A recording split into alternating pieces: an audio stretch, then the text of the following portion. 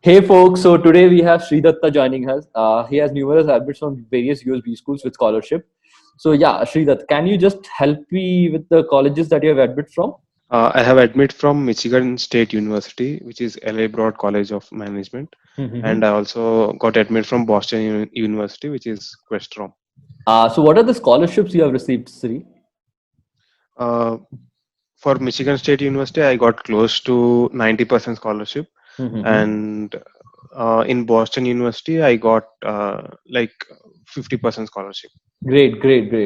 And which one you have zeroed down to finally, like Michigan or Boston?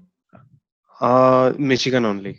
Great. Hopefully you make it this year or maybe early next year. I don't know now. So Yeah. moving on to the other part of the history, is that while you are getting into these B schools, which are like premium B schools across that's known across the globe, is that one thing that is common across B schools is that you have to either give a GRE or a GMAT. I suppose you also went through that process. And can you just tell the audience how did you approach your GMAT or a GRE prep, and how what is the final outcome of this particular thing? Okay. So, frankly speaking, I started off my work experience in Infosys. So, when I started off my work experience, I didn't had any thought of going for an MBA or start looking out what the next plan of my future is. So, I was actually more towards technology. I was willing to work on technology, but because of company policy and all, I got into SAP Integrated Business Planning. So there I dealt mostly with business planning, where you gather where I mean I was not gathering the inputs from business, but uh, generally the project runs like you gather inputs from business and you customize the SAP tool to meet their requirements. So I started working more towards business, and whenever there was some kind of a team call or something, they used to go deeply into business, and I never understood it. So anyways, I started thinking that this is not what I am 100%. I can do very much more than what I am doing right now. So for that, definitely I thought that I need some other degree or some other full-time education. So I had to choose between technical and management, so which everyone has to make a choice whether you go for a GRE and then MS, or GMAT and MBA.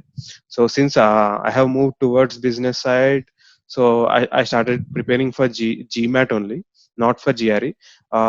Though we have a chance of applying with GRE, I didn't choose that because I wanted MBA only at any cost, and I didn't want to switch back to technical again because I started working in business. So then I started GMAT prep. GMAT prep was like I started offline coaching classes in Hyderabad. So like that was initially it was like a brush up, but I don't know, when I wrote mocks and all, I did not get the required score. Then I moved to EGMAT online. So I know that I'm good at quant. I'm definitely lacking at verbal. So I took the verbal online of EGMAT, and I started practicing it. Then I gave my first attempt in November 2018. I got 590. Uh, at that time, the breakup was Q49 and V25. So clearly, verbal was not up to the mark for me. So then again, I came back. I thought GMAT is not possible for me. I have to continue my job and things like that. So I took a 2 week break, and I thought that no, 590 is not a very bad score. If I can pull out that verbal, I thought that at least I can reach 700. So then again, I started preparation. This time, I took some other help from online only. That is through Crack Verbal. So, anyways, what I feel is that what I feel is, if you are some kind of a person who is conceptually good and who can apply that concepts in an application manner, then I think for them all these online courses or some kind of coaching classes is not required. But if you understand the concept and if you can't apply it in any given scenario, then you I think for that kind of aspirants I need some kind of coaching is required. but coaching is not all. You need to keep practicing, and that's what I did. After my first attempt, I just went on practicing verbal every day. So like when I was having idle time in my office also, I used to practice verbal. So then again I gave my second attempt in May 2019. Then I got 700. This time the breakup was Q47 and V38. So yeah, from 48 quant to I dropped to 47 quant because I kind of neglected it, putting all my efforts on verbal. So anyways, I got a 700 score. What I thought was at least I can use this 700 score rather than using the 590. And then for the application, I consulted some other people. So some have suggested me that if you can pull it at least to 720, that would be helpful to get admit from other premier B schools also. They said like 700 is not a bad score, but if you have 720, that would be really helpful, is what they have communicated to me. So then again I gave my third attempt, but I could not get more than 700. I got I think 630. Anyways, I canceled that score as soon as I saw it. So then I started my um, application process with 700 score. um, I was actually targeting for Australia or Canada B schools, like Melbourne Business School, and in Canada we have University of Toronto and Ivy Business School and all. So I was targeting those B schools, but unfortunately I could not cut through them. Initially, my interview performance was also not up to the mark. Uh, I used to be very slow in terms of speaking. I used to, and clearly I know the reason why they have rejected me. But slowly by practicing all the interview questions and uh, through various mock-ups, I used to pull up my speed in terms of communication, and finally I got admit from Broad College of Business. Great, So great. this has been my journey. Actually, it's a very motivational journey, to be really honest. Pulling it from 590 to 700, like 110, great, and also on the back of verbal, which is supposed to be a weak section, is actually a very Yes. inspirational story, Sri. So thanks for sharing it with us, and I hope actually it motivates the audience also. But what I also want to know, like GMAT, now you have done, you've got the great admits also, but the one missing piece is now, like you told, you are from a tech background. Now to weave your story, maybe there are 3 or 4 pointers which you have to play that part on you application. These are the 3 pointers which will help me actually get a call or interview call from these B schools. So what are those things that you might put some light on? Okay. So definitely, I would say my profile has nothing much than a rather IT professional. So, so one thing what I can point out from my profile is that I had some kind of leadership experiences in my work experience. Those are I was leading a team of 2 members to achieve a business functionality which was completely ad hoc one, and I was given that chance and I showcased it to the business school. So that was one leadership instance which I showed to get the admit. And the second one is, um, I made a transition from technology to business side. Uh, it is not really easy because you won't understand that easily what business is, how the business is happening. The terminology is also, even today I don't understand what we discuss in our business calls, because they deal completely in terms of sales or marketing or things like that.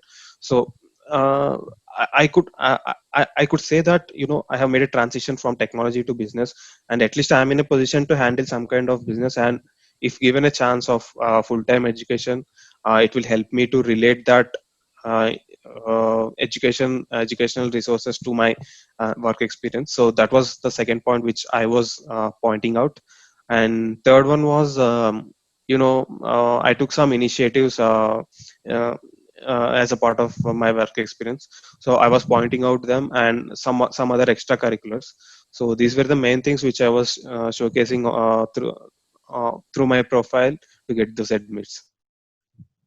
Great, Shri. So what I understand, basically the leadership quality, the adaptability that you have showed, and the initiative that you have taken along with, coupled with the extracurriculars that you're doing, are something that have helped you to get all the scores that you've got. So the last bit, which is the nail on the coffin now, is to how do you crack the interviews? What are the specifics that you like to highlight to our audience, which can help them also do the same? Okay, first thing is when you definitely need to build your resume to apply to these B schools.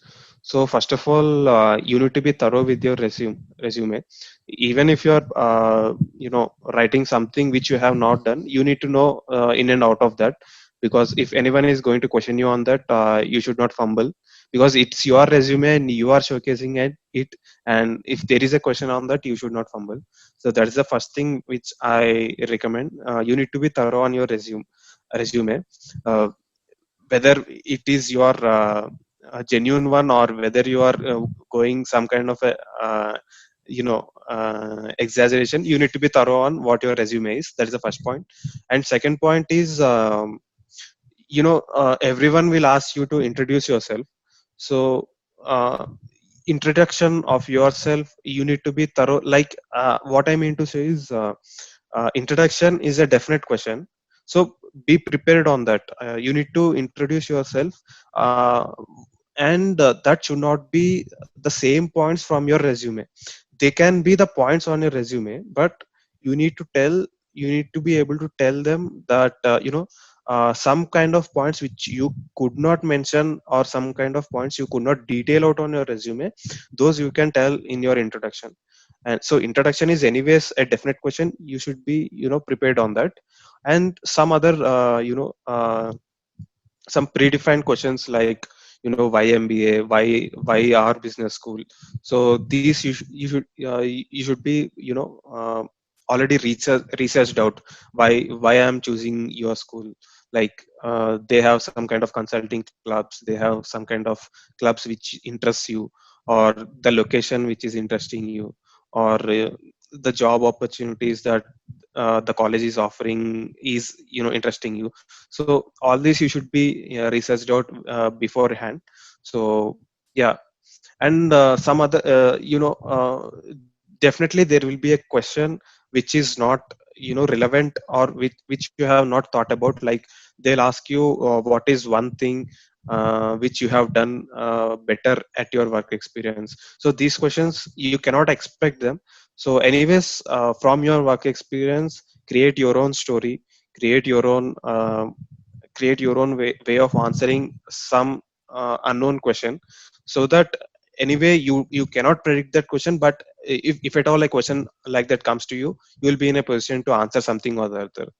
So these are all the points which I can give all the audience from my experience of interviews. So yeah, Shri, what I understand is from your complete story is that the bottom line is that you need to be thorough with the resume. You need to know yourself very well in and out, and that's something that's going to be you're going to be speaking out there.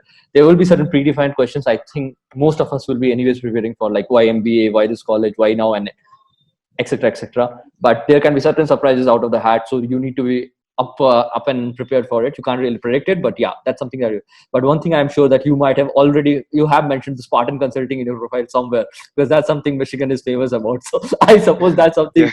that you might have called about. So all the best on that. So yeah, those were the questions I had, Sri. If you have anything more to add, will be great to know. Otherwise, I think we are done. And GMAT is the first hurdle any aspirant is going to face. So what I can suggest is, don't just give up. Try it out. Just keep on giving mocks and analyze them. Try out the GMAT club, uh, because I really tried the GMAT clubs questions, where you can find the questions, you can practice them by keeping the timer, and you already have a discussion below it. So GMAT club will be helpful. Just don't give up. Try. Definitely you will get a score, if not the desired score like 720 or 740, but at least you will reach a point like 700 where I have come. Thanks, Sri. So that was great. So connecting with you. All the best for your future endeavors. Hope you make this year only, if not at least next year, with the great scholarships that you received. And all the best again to you. Thanks for participating. Bye, Shri. Bye. Thank you. Thanks for watching the video and do subscribe to our channel for more videos like this.